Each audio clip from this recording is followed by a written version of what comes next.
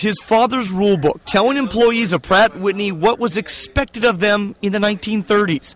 When we first got married, I was looking for work. My dad says, why don't you try Pratt? So, I went to Pratt and got hired. George Kroll says the book is symbolic of the good old days of his dad's company and his former company. Back then, under the old management,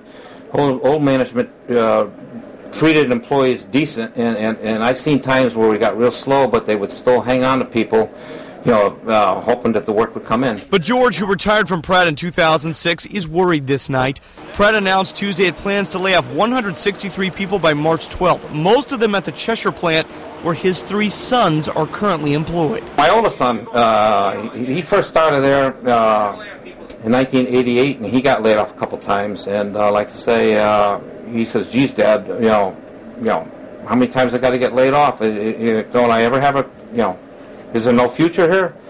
And I was hoping that all my sons would have a future there. Like I say, it would really impact them very hard on them if they got laid off. The company says it needs to compensate for what it called the drop in business, primarily in commercial jet engine repair. In a letter to employees, company president David Hess says, quote, "I remain committed to making the responsible and sometimes difficult decisions necessary to support our global customers and to preserve and enhance long-term prospects of Pratt & Whitney and our employees." Well, you're always hoping that your kid will have a better future than you had. But I think that dream across the whole America is dying.